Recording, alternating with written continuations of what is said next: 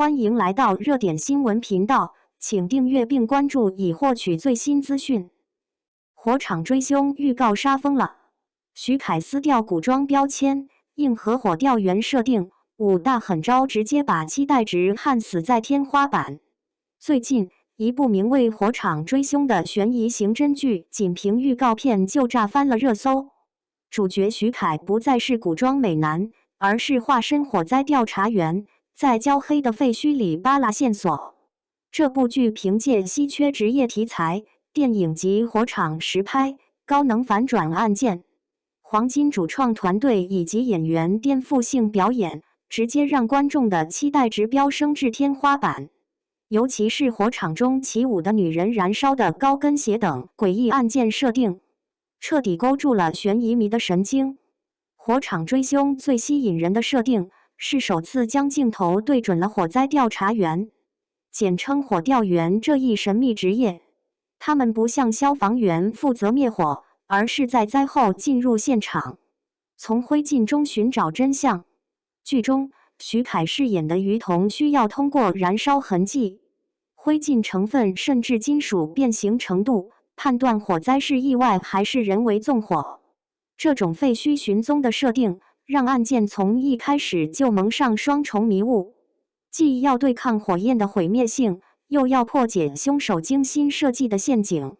比如开场案件湖中自燃案，湖面凭空燃起大火，焦尸漂浮其中。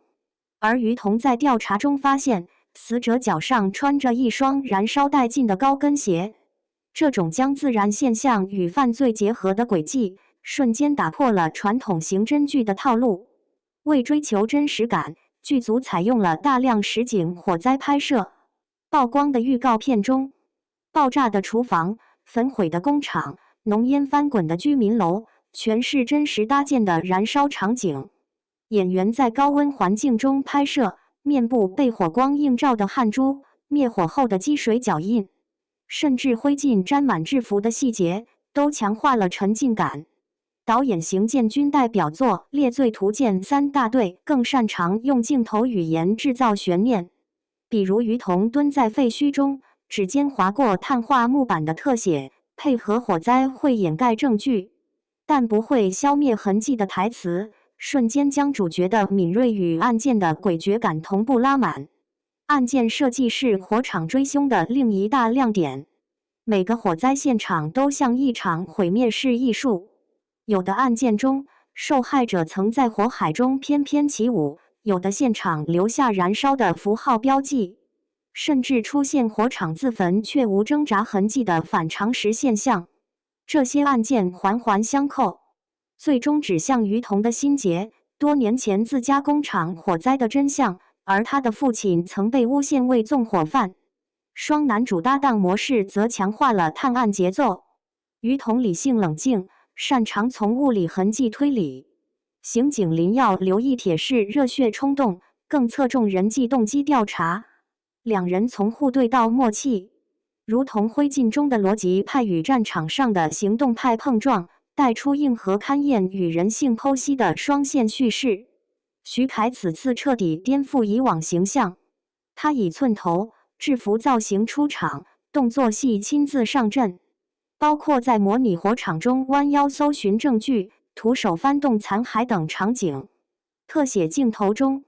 他面对焦尸时紧绷的嘴角，发现关键证据时猛然缩紧的瞳孔，将火调员的专业与偏执刻画得淋漓尽致。配角阵容同样扎实，杜淳饰演的刑侦专家尹川，沉稳阴郁，冯雷疑似扮演幕后黑手，一个眼神透出压迫感。刘亦铁则延续了《漫长的季节》中的少年气，演绎刑警的莽撞与成长。